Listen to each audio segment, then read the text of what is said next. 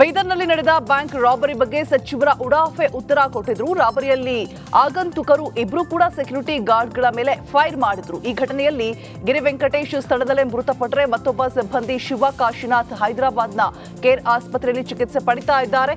ಆದರೆ ಇದರ ಕನಿಷ್ಠ ಮಾಹಿತಿಯೂ ಕೂಡ ಇಲ್ಲದ ಪೌರಾಡಳಿತ ಸಚಿವ ಹಾಗೂ ಬೈದರ್ನ ಉಸ್ತುವಾರಿ ರಹೀಂ ಖಾನ್ ಸತ್ತವರ ಒಬ್ಬರಲ್ಲ ಇಬ್ಬರು ಅಂತ ಹೇಳಿದ್ದಾರೆ. ಇಲ್ಲ ನಾನು ಹಾಗೆ ಹೇಳಿಲ್ಲ, ನನ್ನ ಹೇಳಿಕೆ ತಿರುಚಲಾಗಿದೆ ಅಂತ ರಿಪಬ್ಲಿಕ್ ಕನ್ನಡಕ್ಕೆ ಸಚಿವ ರಹೀಂ ಖಾನ್ ಹೇಳಿದ್ದಾರೆ. ನಾನು ಹೇಳಿಲ್ಲ, ನಾನು ಇಬ್ಬರದು ಹೆಸರು ತಗೊಂಡೇನೆ.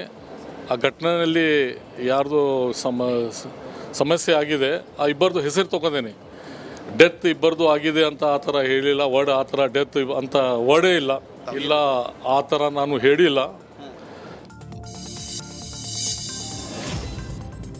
ರಾಜ್ಯ ಕಾಂಗ್ರೆಸ್ನಲ್ಲಿ ನಾಯಕರ ನಡುವೆ ಅಸಮಾಧಾನ, ಒಳಬೇಗುದಿ, ಕುರ್ಚಿ ಕಾದಾಟ ಕೊತ್ತ ಕುದಿತಾ ಇದೆ. ಬೆಳಗಾವಿಯಲ್ಲಿ ಡಿಕೆಶಿ ಹಾಗೂ ಸತೀಶ್ ಜಾರಕಿಹೊಳಿ ಇದ್ರೂ ಕೂಡ ಮುಖಾಮುಖಿಯಾಗಿರಲಿಲ್ಲ. ಆದ್ರೆ ಈಗ ಮುನಿಸು ಮರೆತು ಸತೀಶ್ ಡಿಕೆಶಿ ಮುಖಾಮುಖಿಯಾಗಿದ್ದಾರೆ. ಜಿಲ್ಲೆಯ ಸಿಪಿಐ ಮೈದಾನದಲ್ಲಿ ಗಾಂಧಿ ಭಾರತ ಸಮಾವೇಶ ಹಿನ್ನೆಲೆ ಸಿದ್ಧತೆ ಪರಿಶೀಲನೆಗೆ ಡಿಕೆಶಿ ಬರುವ ಮುಂಚೆಯೇ ವೇದಿಕೆಗೆ ಸತೀಶ್ ಜಾರಕಿಹೊಳಿ ಬಂದಿದ್ರು. ಸಂಜೆ ಇಬ್ಬರು ನಾಯಕರು ಮುಖಾಮುಖಿಯಾಗಿದ್ದು ಹಸ್ತಲಾಘವ ಮಾಡಿದ್ದಾರೆ. ಡಿನ್ನರ್ ಪಾರ್ಟಿಗೆ ಡಿಕೆ ಶಿವಕುಮಾರ್ ಬೆಳಗಾವಿಯಲ್ಲಿ ಕೌಂಟರ್ ಕೊಟ್ಟಿದ್ದಾರೆ. ಗಾಂಧಿ ಭಾರತ ಸಮಾವೇಶದಲ್ಲಿ ನಾನು ಅಧ್ಯಕ್ಷರಾದ ಮೇಲೆ ಮಾಡಿದ ಕೆಲಸಗಳ ವಿಟಿ ಪ್ಲೇ ಮಾಡ್ತೇನೆ. ನಮ್ಮ ಸೋಷಿಯಲ್ ಮೀಡಿಯಾದವರು ಕೆಲವೊಂದು ವಿಡಿಯೋಗಳನ್ನ ಮಾಡಿದ್ದಾರೆ. ಕೆಪಿಸಿಸಿ ಕಚೇರಿಯಿಂದಲೂ ಕೂಡ ಕೆಲವೊಂದು ವಿಟಿಯನ್ನ ರೆಡಿ ಮಾಡ್ಕೊಂಡಿದ್ದಾರೆ. ಅದನ್ನ ಸಮಾವೇಶದಲ್ಲಿ ಪ್ಲೇ ಮಾಡ್ತೇನೆ ಎಂದಿದ್ದಾರೆ. ಇನ್ನು ಮಾತನಾಡಿದವರು ಸದ್ಯದಲ್ಲೇ ಬ್ರೇಕ್ಫಾಸ್ಟ್ ಮೀಟಿಂಗ್ ಸಿದ್ಧತೆಯಲ್ಲಿ ಹೆಚ್ಚಿನದಾಗಿ ಮಾತನಾಡ್ತೇನೆ, ಟೈಮ್ ನೋಡಿಕೊಂಡು ಡಿಸೈಡ್ ಮಾಡ್ತೀವಿ ಅಂತ ಹೇಳಿದ್ದಾರೆ. ಟ್ರಯಲ್ ನೋಡ್ತಾ ಇದೀವಿ, ಯಾವ್ದು ಮಾಡಬೇಕು ಯಾವ್ದು ಬಿಡಬೇಕು ಅಂತ ಟೈಮ್ ನೋಡ್ತೀವಿ ನಾವು. ಸುಮ್ಮನೆ ಎಲ್ಲರೂ ಒಬ್ಬೊಬ್ಬರು ಒಂದೊಂದೆಲ್ಲ ಮಾಡಿ ನಮ್ಮ ಸೋಷಿಯಲ್ ಮೀಡಿಯಾವ್ರು ಮಾಡಿದ್ದಾರೆ, ನಮ್ಮ KPCC ಸೋಷಿಯಲ್ ಮೀಡಿಯಾ ಮಾಡಿದ್ದಾರೆ, ಬೇರೆಯವರೆಲ್ಲ ಮಾಡಿದ್ದಾರೆ, ಸರ್ಕಾರದ್ದು ಇದೆ, ಎಲ್ಲರದ್ದು ಇದೆ. ಟೈಮ್ ನೋಡಿಕೊಂಡು ನಾವು ಏನು ಬೇಕೋ ಅಷ್ಟು ಮಾತ್ರ ಟ್ರಯಲ್ ನೋಡ್ತಾ ಇದೀವಿ, ಯಾವ್ದು ಮಾಡಬೇಕು ಯಾವ್ದು ಬಿಡಬೇಕು ಅಂತ ಟೈಮ್ ನೋಡ್ತೀವಿ ನಾವು. ಸುಮ್ಮನೆ ಎಲ್ಲರೂ ಒಬ್ಬೊಬ್ಬರು ಒಂದೊಂದೆಲ್ಲ ಮಾಡಿ ನಮ್ಮ ಸೋಷಿಯಲ್ ಮೀಡಿಯಾವ್ರು ಮಾಡಿದ್ದಾರೆ, ನಮ್ಮ KPCC ಸೋಷಿಯಲ್ ಮೀಡಿಯಾ ಮಾಡಿದ್ದಾರೆ, ಬೇರೆಯವರೆಲ್ಲ ಮಾಡಿದ್ದಾರೆ, ಸರ್ಕಾರದ್ದು ಇದೆ, ಎಲ್ಲರದ್ದು ಇದೆ. ಟೈಮ್ ನೋಡಿಕೊಂಡು ನಾವು ಏನು ಬೇಕೋ ಅಷ್ಟು ಮಾತ್ರ ಟ್ರಯಲ್ ನೋಡ್ತಾ ಇದೀವಿ, ಯಾವ್ದು ಮಾಡಬೇಕು ಯಾವ್ದು ಬಿಡಬೇಕು ಅಂತ ಟೈಮ್ ನೋಡ್ತೀವಿ ನಾವು. ಇನ್ನು ಈ ಬಾರಿ ಉತ್ತರ ಪ್ರದೇಶದ ಪ್ರಯಾಗ್ರಾಜ್ನಲ್ಲಿ ನಡೆಯುವ ಮಹಾಕುಂಭ ಮೇಳಕ್ಕೆ ನಾನು ಹೋಗ್ತೇನೆ. ಉತ್ತರ ಪ್ರದೇಶದ ಹಿರಿಯ ಸಚಿವರಿಂದ ನನಗೆ ಆಹ್ವಾನ ಬಂದಿದೆ. ಯಾವುದೇ ಧರ್ಮದವರು ಆಗಿರಲಿ ಎಲ್ರಿಗೂ ಕೂಡ ನಂಬಿಕೆ ಇರುತ್ತೆ. ಕುಂಭಮೇಳಕ್ಕೆ ಹೋಗುವ ದಿನಾಂಕ ಇನ್ನೂ ಕೂಡ ನಿಗದಿ ಆಗಿಲ್ಲ, ಆದ್ರೆ ಕುಟುಂಬ ಸಮೇತರಾಗಿ ಹೋಗ್ತೇನೆ ಅಂತ ಹೇಳಿದ್ದಾರೆ. The tourism minister also came and met me in Bangalore. Officially they invited me on behalf of the government. So myself, my family members, we are visiting.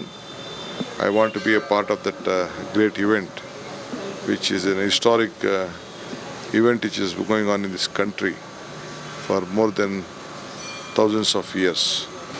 So I'm very happy that all of them are having the holy dip and see that all good things will happen to this country. The tourism minister also came and ಗದಗದಲ್ಲಿ BJP ಸಂಸದ ಜಗದೀಶ್ ಶೆಟ್ಟರ್ಗೆ ಸಚಿವ HK. Patil counter ಕೊಟ್ಟಿದ್ದಾರೆ. ಯಾವುದೇ ಕ್ಷಣದಲ್ಲಿ CM Siddaramaiah ರಾಜೀನಾಮೆ ನೀಡ್ತಾರೆ ಅಂತ ಜಗದೀಶ್ ಶೆಟ್ಟರ್ ಹೇಳಿದ್ದಾರೆ. ಇದಕ್ಕೆ ಕೆರಳಿದ ಎಚ್.ಕೆ. ಪಾಟೀಲ್, ಓಹೋ ಆವಾಗ ನಮ್ಮ ಪಾರ್ಟಿಗೆ ಬಂದಿದ್ರಲ್ಲ, ಆವಾಗ ನಮ್ಮನ್ನ ಕೇಳ್ಕೊಂಡು ಹೋಗಿದ್ರಾ ಅಂತ ಜಗದೀಶ್ ಶೆಟ್ಟರ್ ವಿರುದ್ಧ ವ್ಯಂಗ್ಯವಾಡಿದ್ದಾರೆ. ಅವ್ರು ನಮ್ಮ ಪಾರ್ಟಿಯಾಗ ಬಂದಿದ್ರಲ್ಲ, ಅವಾಗ ಕೇಳ್ಕೊಂಡು ಹೋಗ್ಯಾರ ನಮ್ಮನ್ನು. ಅದು ಅವರು ಹೇಳಿದ್ದಕ್ಕೆ ನೀವು ಪ್ರಚಾರ ಭಾಳ ಕೊಡ್ತೀರಲ್ಲ, ಅದಕ್ಕೆ ನೀವು ಅವ್ರನ್ನ ಇನ್ನು ತುಂಗಾಭದ್ರಾ ನದಿ ಹಸಿರು ಬಣಕ್ಕೆ ಬದಲಾದ ವಿಚಾರವಾಗಿ ಮಾತನಾಡಿದ್ದಾರೆ. ನದಿ ಹಸಿರು ಆಗಿರೋ ವಿಡಿಯೋ ನೋಡಿದ್ದೇನೆ, ಜಿಲ್ಲಾಧಿಕಾರಿ ಜೊತೆ ಮತ್ತು ಕೆಲವು ತಜ್ಞರ ಜೊತೆಗೆ ಚರ್ಚೆ ಮಾಡ್ತೇನೆ. ನದಿಯ ಮೇಲ್ಭಾಗದಲ್ಲಿ ಇಲ್ಲ, ಒಂದೇ ಕಡೆ ಯಾಕೆ ಹಸಿರಾಗಿದೆ ಎನ್ನುವ ಪ್ರಶ್ನೆ ಇದೆ. ಇದರ ಬಗ್ಗೆ ಸಂಪೂರ್ಣವಾದ ಮಾಹಿತಿಯನ್ನ ನೀಡ್ತೇನೆ ಅಂತ ಗದಗ ಜಿಲ್ಲಾ ಉಸ್ತುವಾರಿ ಸಚಿವ ಎಚ್.ಕೆ. ಪಾಟೀಲ್ ಹೇಳಿದ್ದಾರೆ.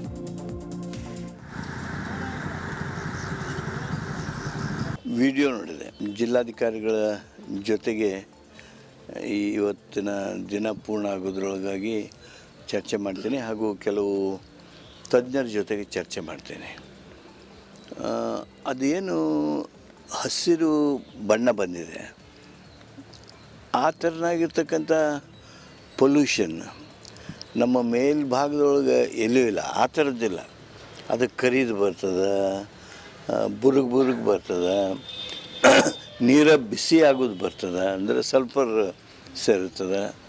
ಇದು ಏನು ಯಾಕೆ ಅನ್ನೋದ್ರ ಬಗ್ಗೆ ನಾನು ಈಗಾಗಲೇ 2-3 ಮಂದಿನ ತಜ್ಞರ ಜೊತೆಗೆ ಹುಬ್ಬಳ್ಳಿಯ ಕಿಮ್ಸ್ ಆಸ್ಪತ್ರೆ ಆವರಣದಲ್ಲಿ ನಿರ್ಮಾಣಗೊಂಡಿರುವ ಪ್ರಧಾನಮಂತ್ರಿ ದಿವ್ಯಾಂಶ ಕೇಂದ್ರವನ್ನ ಕೇಂದ್ರ ಸಚಿವ ಪ್ರಹ್ಲಾದ್ ಜೋಶಿ ಮತ್ತು ಬನವಾರಿಲಾಲ್ ವರ್ಮಾ ಉದ್ಘಾಟಿಸಿದ್ದಾರೆ. ದಿವ್ಯಾಂಗ ಮತ್ತು ಹಿರಿಯ ನಾಯಕರಿಗೆ ಉಚಿತ ಸಹಾಯಕ ಸಾಧನಗಳು ಮತ್ತು ಉಪಕರಣ ಒದಗಿಸುವ ಉದ್ದೇಶದಿಂದ ಮಾಡಲಾಗಿದೆ. 2,90,00,000 ಉಪಕರಣ ಹಾಗೂ ಸಲಕರಣೆಗಳ ವಿತರಣೆ ಮಾಡಲಾಗಿದೆ. No wheelchair, only chair. Wheelchair for children, sir. Wheelchair for adults. Sir, this is पैसे यूजर जिसमें सर ನೀವು ಒಂದು ಸ್ವಲ್ಪ ಆ ಕಡೆ ಬರ್ರಿ, ಅವ್ರು ಈ ಕಡೆ ನೋಡ್ಕೊಂಡು बैटरी इंडिकेटर आ जाएगा.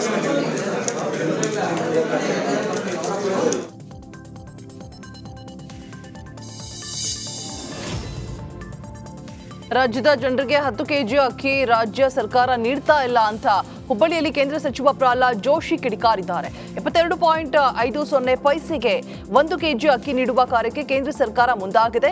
ದರ ಕಡಿಮೆ ಮಾಡಿ ಅಕ್ಕಿ ನೀಡೋದಕ್ಕೆ ಕೇಂದ್ರ ಸರ್ಕಾರ ಸಿದ್ಧವಿದೆ. ಆದರೆ ರಾಜ್ಯ ಸರ್ಕಾರದಿಂದ ಯಾವುದೇ ಆರ್ಡರ್ ಬಂದಿಲ್ಲ. ಸಿಎಂ ಸಿದ್ದರಾಮಯ್ಯಗೆ ಬಡವರ ಬಗ್ಗೆ ಕಾಳಜಿ ಇದ್ರೆ ನಮ್ಮಿಂದ ಕಡಿಮೆ ದರದಲ್ಲಿ ಅಕ್ಕಿ ತೆಗೆದುಕೊಳ್ಳಬಹುದು. ಈಗಾಗಲೇ ರಾಜ್ಯ ಆಹಾರ ಸಚಿವ KH ಮುನಿಯಪ್ಪ 2 ಬಾರಿ ಅಕ್ಕಿಗಾಗಿ ಕೇಂದ್ರದ ಬಳಿ ಮನವಿ ಮಾಡಿದ್ದಾರೆ. ಆದರೆ ಮತ್ತೆ ಅದರ ಬಗ್ಗೆ ಯಾವುದೇ ಮನವಿ ಮಾಡಿಲ್ಲ ಅಂತ ಹೇಳಿದ್ದಾರೆ.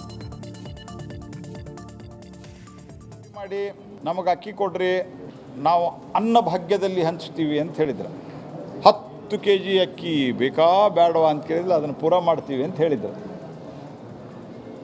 ಅವತ್ತು ನಾವು ಹೇಳಿದ್ವಿ, ಈಗ ನಮ್ಮ ಕಡೆ ಅಕ್ಕಿ ಅವೈಲೇಬಲ್ ಇದೆ, ನಿಮಗೆ ದರವನ್ನು ಕಮ್ಮಿ ಮಾಡಿಕೊಡ್ತೀವಿ ಅಂತ ಹೇಳಿ. ನಮಗೆ ಯಾವುದೂ ಆರ್ಡರ್ ಬಂದಿಲ್ಲ. ಈಗ ನಾವು 2,250 ರೂಪಾಯಿ ಪರ್ ಕ್ವಿಂಟಲ್ ಮಾಡಿದ್ದೀವಿ, ಅಂದರೆ 22 ರೂಪಾಯಿ 50 ಪೈಸಾ ಇನ್ಕ್ಲೂಡಿಂಗ್ ಟ್ರಾನ್ಸ್ಪೋರ್ಟೇಷನ್ ಎಲ್ಲ ಸೇರಿ ಕೊಡ್ತೀವಿ. ಏನು ಉಳಿದದ್ದು ಹೆಚ್ಚು ಟೀಕೆ ಟಿಪ್ಪಣಿ ಮಾಡಲಿಕ್ಕೆ ನಾವು ಬಯಸೋದಿಲ್ಲ. ಅವರು ಇಚ್ಛೆ ಇದ್ದರೆ, ನಿಜಕ್ಕೂ ಜನಕ್ಕೆ 10 kg ಕೊಡು ಮನಸ್ಸಿದ್ರೆ FCI. ಇನ್ನು ಹುಬ್ಬಳ್ಳಿಯಲ್ಲಿ ಮಾತನಾಡಿದ ಅವರು, ಕಾಂಗ್ರೆಸ್ನವರು ತಮ್ಮ ಜಗಳವನ್ನ ಬಿಜೆಪಿ ಮೈ ಮೇಲೆ ಹಾಕ್ತಾ ಇದ್ದಾರೆ. ನಕಲಿ ಗಾಂಧಿ ನೇತೃತ್ವದ ನಕಲಿ ಕಾಂಗ್ರೆಸ್ ಇದು. ನೀವು ಗಾಂಧಿ ಹೆಸರಲ್ಲಿ ಜಾತ್ರೆ ಮಾಡಿದ್ದೀರಿ ಅಂತ ವ್ಯಂಗ್ಯವಾಡಿದ್ದಾರೆ. ಅಂಬೇಡ್ಕರ್ಗೆ ಘನಘೋರ ಅಪಮಾನ ಮಾಡಿ ಈಗ ಅಂಬೇಡ್ಕರ್ ಮತ್ತು ಗಾಂಧಿ ಹೆಸರಲ್ಲಿ ಬೆಳಗಾವಿಯಲ್ಲಿ ಕಾರ್ಯಕ್ರಮ ಮಾಡ್ತಾ ಇದ್ದೀರಿ ಅಂತ ಕಿಡಿಕಾರಿದ್ದಾರೆ. ಕಾಂಗ್ರೆಸ್ಸು ಇದು ಒರಿಜಿನಲ್ ಕಾಂಗ್ರೆಸ್ ಅಲ್ಲಿದೆ. ಇದು ನಕಲಿ ಗಾಂಧಿಗಳ ನೇತೃತ್ವದ ನಕಲಿ ಕಾಂಗ್ರೆಸ್ ಇದು. ಆದರೂ ನೀವು ಸರ್ಕಾರಿ ದುಡ್ಡಿನಾಗ ನಿಮ್ಮದು ಪಾರ್ಟಿ ಜಾತ್ರೆ ಮಾಡ್ತಾಯಿದ್ದೀರಿ, ಓಕೆ. ಆದರೆ ನಾನು ಒಂದು ಪ್ರಶ್ನೆ ಇವತ್ತು ಸರ್ಕಾರದ ಮುಂದೆ ಇಡಲಿಕ್ಕೆ, ಕಾಂಗ್ರೆಸ್ ಪಾರ್ಟಿ ಮುಂದೆ, ಮಿಸ್ಟರ್ ರಾಹುಲ್ ಗಾಂಧಿ ಮುಂದೆ ನಾನು ಇಡಲಿಕ್ಕೆ ಬಯಸ್ತೀನಿ. ಶ್ರೀಮತಿ ಸೋನಿಯಾ ಗಾಂಧಿಯವ್ರ ಮುಂದೆ ಡಾಕ್ಟರ್ ಬಾಬಾ ಸಾಹೇಬ್ ಅಂಬೇಡ್ಕರ್ ಅವರಿಗೆ ಘನಘೋರವಾದಂಥ ಅಪಮಾನವನ್ನು ಮಾಡಿ ಅವರು ನಮ್ಮ ಕಾನ್ಸ್ಟಿಟ್ಯೂಯೆಂಟ್ ಅಸೆಂಬ್ಲಿಯಲ್ಲಿ ಬರಲಾರ್ದಂತೆ ವ್ಯವಸ್ಥೆ ಮಾಡಿದ್ರಿ. ಅವರಿಗೆ ಲೋಕಸಭೆಯಲ್ಲಿ 2 ಸರ್ತೆ ಅವರು ಚುನಾವಣೆಗೆ ನಿಂತಾಗ ಸೋಲಿಸಿದ್ರಿ. ಬಾಬಾ ಸಾಹೇಬ್ ಅಂಬೇಡ್ಕರ್ ಬಗ್ಗೆ ಅಮಿತ್ ಶಾ ವಿವಾದಾತ್ಮಕ ಹೇಳಿಕೆಯನ್ನ ಖಂಡಿಸಿ ಇಂದು ಬಾಗಲಕೋಟೆ ಬಂದ್ ಕರೆ ಕೊಡಲಾಗಿದೆ. ವಿವಿಧ ದಲಿತ ಪರ ಸಂಘಟನೆಗಳು ಬಂದ್ಗೆ ಕರೆ ಕೊಟ್ಟಿದ್ದು, ಬಹುತೇಕ ಅಂಗಡಿ ಮುಂಗಟ್ಟುಗಳು ಬಂದ್ ಆಗಲಿದೆ. ಇನ್ನು ಬಸ್ ಸಂಚಾರದಲ್ಲಿ ವ್ಯತ್ಯಯವಾಗುವ ಸಾಧ್ಯತೆ ಕೂಡ ಇದೆ. ಸುರಕ್ಷತಾ ದೃಷ್ಟಿಯಿಂದ ಇಂದು ಪ್ರಾಥಮಿಕ ಮತ್ತು ಪ್ರೌಢಶಾಲೆಗಳಿಗೆ ರಜೆ ನೀಡೋದಕ್ಕೆ ಮುಖ್ಯ ಶಿಕ್ಷಕರಿಗೆ ಅನುಮತಿ ಕೂಡ ನೀಡಲಾಗಿದೆ. ಇಂದಿನಿಂದ ಪರಿಸ್ಥಿತಿ ಅವಲೋಕಿಸಿ ರಜೆ ನೀಡೋದಕ್ಕೆ ನಿರ್ಧರಿಸಲಾಗುತ್ತೆ. ಒಂದು ವೇಳೆ ಅಂಗಡಿಯನ್ನ ಯಾರಾದರೂ ತೆರೆದರೆ ಅವರಿಗೆ ಬಂದ್ ಮಾಡುವಂತೆ ಮನವಿ ಕೂಡ ಮಾಡ್ತೇವೆ. ಮಧ್ಯಾಹ್ನ 12 ಗಂಟೆ ನಂತರ ಅಂಬೇಡ್ಕರ್ ವೃತ್ತದಿಂದ ಪ್ರತಿಭಟನಾ ಮೆರವಣಿಗೆ ಕೂಡ ಆರಂಭವಾಗುತ್ತೆ ಅಂತ ವಿವಿಧ ದಲಿತ ಪರ ಸಂಘಟನೆಗಳು ತಿಳಿಸಿದ್ದಾರೆ.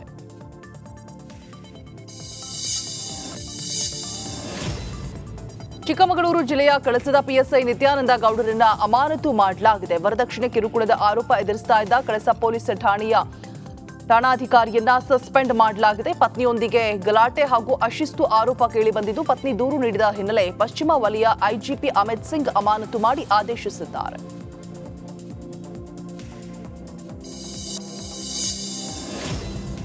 ಜನರು ಕಡಿಮೆಗೆ ಬಟ್ಟೆ ಸಿಗತ್ತೆ ಅಂದ್ರೇನೆ ಬಿಡಲ್ಲ, ಆದ್ರೆ ಉಚಿತವಾಗಿ ಸಿಗತ್ತೆ ಅಂದ್ರೆ ಬಿಡ್ತಾರಾ? ಹೌದು, ಮೈಸೂರಿನಲ್ಲಿ ಉಚಿತ ಟಿ ಶರ್ಟ್ಗಾಗಿ ಜನರು ಮುಗಿಬಿದ್ದಿದ್ದಾರೆ. ಕೆಂಪೇಗೌಡ ವೃತ್ತದ ಬಳಿ ಇರುವಂತಹ ಫಂಕಿ ವರ್ಲ್ಡ್ ನಲ್ಲಿ ಉಚಿತ ಟಿ ಶರ್ಟ್ ವಿತರಣೆ ಮಾಡಲಾಗಿತ್ತು. ಈ ವೇಳೆ ಬ್ಯಾರಿಕೇಡ್ ತಳ್ಳಿ ಟಿ ಶರ್ಟ್ ಪಡೆಯುವುದಕ್ಕೆ ಮುಂದಾಗಿದ್ದಾರೆ ಜನರು.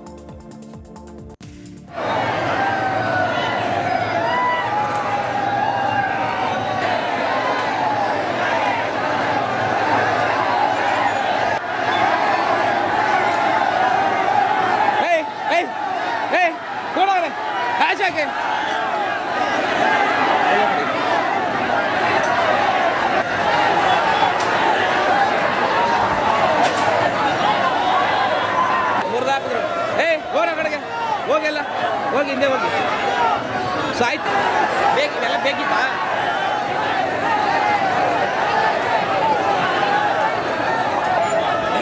ಹೋರಿಂದ ಸಾಯ್ತಲ್ಲ ಮುಂದೆ.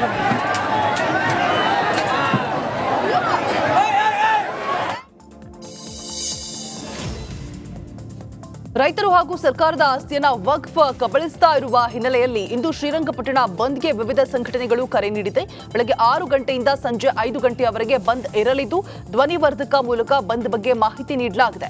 50ಕ್ಕೂ ಹೆಚ್ಚು ರೈತರು ಆರ್ಟಿಸಿಗಳಲ್ಲಿ ವಕ್ಫ್ ಹೆಸರು ಉಲ್ಲೇಖವಾಗಿದೆ. ಜೊತೆಗೆ ಪುರಾತತ್ವ ಇಲಾಖೆ ಕಟ್ಟಡಗಳು, ಕೋಟೆ ಕೊತ್ತಲಗಳು, ಸಾರ್ವಜನಿಕ ಪಾರ್ಕ್ಗಳು ವಕ್ಫ್ ನಮೂದು ಮಾಡಲಾಗಿದೆ. ಹೀಗಾಗಿ ಭೂ ದಾಖಲೆಗಳಲ್ಲಿ ವಕ್ಫ್ ಹೆಸರು ತೆಗೆಯುವಂತೆ ಒತ್ತಾಯಿಸಿ ಬಂದ್ಗೆ ಕರೆ ನೀಡಲಾಗಿದೆ. ಪ್ರತಿಭಟನೆಗೆ ಕರೆಯನ್ನು ಕೊಟ್ಟಿದ್ದು, ಮೈಕ್ರೋ ಫೈನಾನ್ಸ್ಗಳ ಹಾವಳಿ ತಡೆಯಲೇಬೇಕು.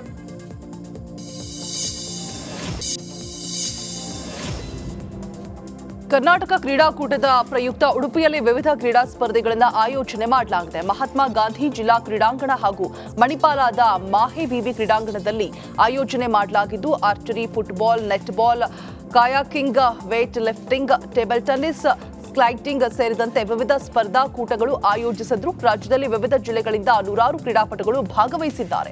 ಇನ್ನು ಜನವರಿ 23ರವರೆಗೆ ಈ ಎಲ್ಲಾ ಕ್ರೀಡೆಗಳು ಕೂಡ ನಡೀತಾ ಇದ್ದು, ವೀಕ್ಷಿಸೋದಕ್ಕೆ ಉಚಿತ ಪ್ರವೇಶವನ್ನ ಕಲ್ಪಿಸಲಾಗಿದೆ. ಇನ್ನು ಜನವರಿ 23ರ ಕೊನೆ ದಿನದ ಸಮಾರೋಪ ಸಮಾರಂಭದಲ್ಲಿ ರಾಜ್ಯಪಾಲ ಥಾವರ್ ಚಂದ್ ಗೆಹ್ಲೋಟ್, ಗೃಹ ಸಚಿವ ಜಿ ಪರಮೇಶ್ವರ್ ಸೇರಿದಂತೆ ಅನೇಕ ಗಣ್ಯರು ಭಾಗವಹಿಸಲಿದ್ದಾರೆ.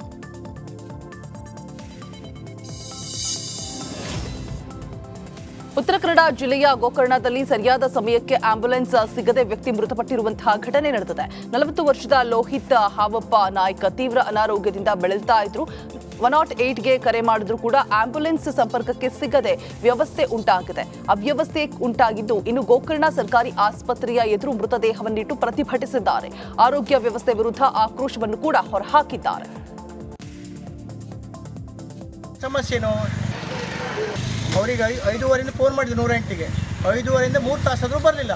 108 ಹೀಗೆ ಆದರೆ ಮುಂದೆ ಸಮಸ್ಯೆನೋ. 108 ಫೋನ್ ಮಾಡೋರು ಬರಲಿಲ್ಲ. ಯಾಕಂದರೆ ನಮ್ಮ ಹತ್ರ ಆಗೋದಿಲ್ಲ, ಬೇರೆ ಆ್ಯಂಬುಲೆನ್ಸ್ ಮಾಡಬೇಕು ಬರಬೇಕಲ್ಲ. 3 ತಾಸರು ಬರಲಿಲ್ಲ. ಈ ಮುಂದೆ ಆಮೇಲೆ ಕೇಳ್ತಾರೆ, ಬಂತ ಕೇಳ್ತಾರೆ, ಏನು ಮಾಡ್ಬೇಕು ಸರ್ ಮುಂದೆ? ಇದಕ್ಕೆ ಹೊಣೆಗಾರರು ಯಾರು? ಒಂದೊಂದು ಇದೇ ಥರ ಆಗ್ತೋಳಿದ್ರೆ ಹೀಗೆ ನಾಳೆಗೆ ಜನರ ಸಮಸ್ಯೆ ಇದೇ ಥರ ಗೋಕರ್ಣದಲ್ಲಿ ಇದೇ ಸಮಸ್ಯೆ ಬಿಟ್ಟಿದೆ. ರಾತ್ರಿ ಮೇಲೆ 5 ಗಂಟೆ ಮೇಲೆ 6 ಗಂಟೆ ಮೇಲೆ ಯಾರು ಇರುವುದಿಲ್ಲ.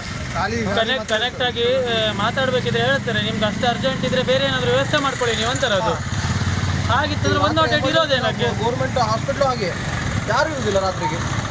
ಯಾಕಿರೋ ಗೌರ್ಮೆಂಟ್ ಹಾಸ್ಪಿಟ್ಲ್ ಅಂದಿರೋದು ಯಾಕೆ? ಜನರ ಸೇವೆಗೆ ಆಗಲ್ಲ. ಲಕ್ಷಾಂತರ ಜನ ಬರ್ತಾರೆ, ಯಾವುದೇ ಒಂದು ವ್ಯವಸ್ಥೆ ರಾತ್ರಿಗೆ ಒಂದು ಪೇಷಂಟ್ ಬಂದ್ರೆ ಯಾರು ಇರಲಿಲ್ಲ. ಕರ್ನಾಟಕ ಕ್ರಿಕೆಟ್ ಅಸೋಸಿಯೇಷನ್ ಹಾಗೂ ಆಟಗಾರರ ಕುಟುಂಬಸ್ಥರು ಬೆಂಗಳೂರಿನ ಕೆಂಪೇಗೌಡ ಅಂತಾರಾಷ್ಟ್ರೀಯ ವಿಮಾನ ನಿಲ್ದಾಣದಲ್ಲಿ ಸ್ವಾಗತ ಕೋರಿದ್ದಾರೆ. ಹೂಗುಚ್ಛ ನೀಡಿ ಹಾರ ಹಾಕಿ ಬರಮಾಡಿಕೊಂಡಿದ್ದಾರೆ. ಗುಜರಾತ್ನ ವಡೋದರಾದಿಂದ ತಂಡ ಏರ್ಪೋರ್ಟ್ಗೆ ಹೊರಬರ್ತಾ ಇದ್ದಂತೆ ಕ್ರಿಕೆಟ್ ಅಭಿಮಾನಿಗಳು ಜೈಕಾರ ಹಾಕಿದ್ದಾರೆ. ಇನ್ನು 5ನೇ ಬಾರಿಗೆ ವಿಜಯ್ ಹಜಾರೆ ಟ್ರೋಫಿ ಗೆದ್ದ ಮಾಯಾಂಕ್ ಅಗರ್ವಾಲ್ ನೇತೃತ್ವದ ಕರ್ನಾಟಕ ತಂಡಕ್ಕೆ ತವರಿನಲ್ಲಿ ಅದ್ಧೂರಿ ಸ್ವಾಗತ ಸಿಕ್ಕಿದೆ. ತುಂಬ ಚೆನ್ನಾಗಿ ಫೀಲಿಂಗ್ ಇದೆ. 5 ವರ್ಷ ಆದಮೇಲೆ ಗೆದ್ದಿದ್ದೀವಿ ನಾವು. ಸೊ ತುಂಬ ಪ್ರೌಡ್ ಮೂಮೆಂಟ್ ಇದೆ ನಮಗೆ. ಇನ್ನೂ ಗೆಲ್ತೀವಿ. ಟಾಸ್ ಸೋತ್ವಿ, ಬ್ಯಾಟಿಂಗ್ ಬಂತು ನಮಗೆ. ಒಳ್ಳೆ ಸ್ಕೋರ್ ಮಾಡಿದ್ವಿ ನಾವು ಫಸ್ಟು, ಅದಾದಮೇಲೆ ಡಿಫೆಂಡು ಮಾಡಿದ್ವಿ. ಸೊ ಸಖತ್ ಅಂದರೆ ಫೈನಲಲ್ಲಿ ಸೆಂಚುರಿ ಹೊಡೆಯೋದು ಆಬ್ವಿಯಸ್ಲಿ ವೆರಿ ಪ್ರೌಡ್ ಮೂಮೆಂಟ್ ನಮಗೆ. ಇನ್ನೂ ಕೂಡ ನಾನು ಫ್ಯೂಚರಲ್ಲೂ ಹೊಡಿಬೇಕು ಎಲ್ಲ ಫೈನಲಲ್ಲಿ ಎಲ್ಲ ಮ್ಯಾಚಸ್ ಕರ್ನಾಟಕ ಯಾವುದು ನಾನು ಆಡ್ತೀನಿ.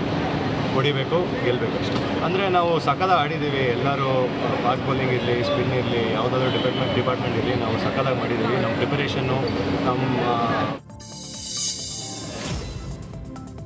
ನಾಳೆ ಬೆಂಗಳೂರಿನ ಹಲವು ಕಡೆ ವಿದ್ಯುತ್ ವ್ಯತ್ಯಯವಾಗಲಿದೆ. ನಾಳೆ ಬೆಳಗ್ಗೆ 10 ಗಂಟೆಯಿಂದ ಮಧ್ಯಾಹ್ನ 3 ಗಂಟೆಯವರೆಗೂ ಕೂಡ ವಿದ್ಯುತ್ ಇರೋದಿಲ್ಲ. ಆಸ್ಟಿನ್ ಟೌನ್ ಸ್ಟೇಷನ್ನಲ್ಲಿ ತುರ್ತು ನಿರ್ವಹಣಾ ಕೆಲಸ ಹಿನ್ನೆಲೆ ವಿದ್ಯುತ್ ವ್ಯತ್ಯಯವಾಗಲಿದೆ. ಬ್ರೆಂಟನ್ ರಸ್ತೆ, ಎಂಜಿ ರಸ್ತೆ, ಹೇಸ್ ರಸ್ತೆ, ಕಾನ್ವೆಂಟ್ ರಸ್ತೆ, ರಿಚ್ಮಂಡ್ ರಸ್ತೆ, ಅಶೋಕ್ ನಗರ, ಗರುಡ ಮಾಲ್, ದೊಮ್ಮಲೂರು ಸೇರಿದಂತೆ ವಿದ್ಯುತ್ ವ್ಯತ್ಯಯವಾಗಲಿದೆ.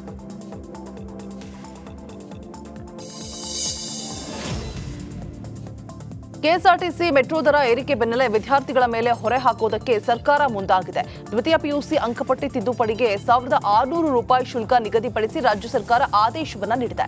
ಈ ಆದೇಶಕ್ಕೆ ಎಐಡಿಎಸ್ಒ ವಿದ್ಯಾರ್ಥಿ ಸಂಘಟನೆ ವಿರೋಧ ವ್ಯಕ್ತಪಡಿಸಿ ಇದು ವಿದ್ಯಾರ್ಥಿಗಳಿಂದ ಮಾಡ್ತಾ ಇರುವ ಹಗಲು ದರೋಡೆ. ಮಂಡಳಿಯ ಈ ನಿರ್ಧಾರ ಬಡ ಪೋಷಕರ ವಿದ್ಯಾರ್ಥಿಗಳಿಗೆಲ್ಲರಿಗೂ ಕೂಡ ಕಷ್ಟ ಆಗ್ತಾ ಇದೆ ಅಂತ ಆಕ್ರೋಶವನ್ನ ವ್ಯಕ್ತಪಡಿಸಲಾಗಿದೆ.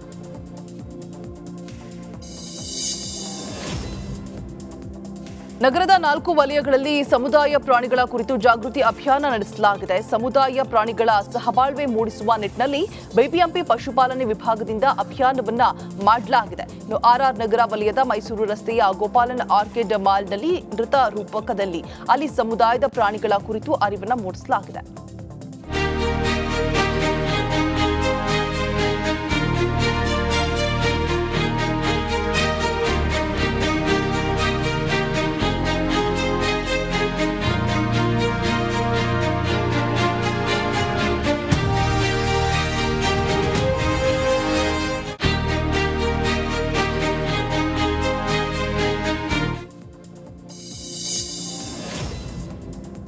ಗಾಳಿಪಟದ ದಾರಕ್ಕೆ ಸಿಲುಕಿ ಸಾವು ಬದುಕಿನ ಹೋರಾಟದಲ್ಲಿದ್ದ ಹದ್ದಿನ ರಕ್ಷಣೆ ಮಾಡಲಾಗಿದೆ. ಮಲ್ಲೇಶ್ವರಂ ಸೆಕೆಂಡ್ ಕ್ರಾಸ್ನಲ್ಲಿ ಸಂಪಿಗೆ ಮರದಲ್ಲಿ 1 ಗಂಟೆಗೂ ಹೆಚ್ಚು ಕಾಲ ನೆರಳಾಡಿದ್ದ ಹದ್ದನ್ನ ರಕ್ಷಿಸಿದ್ದಾರೆ.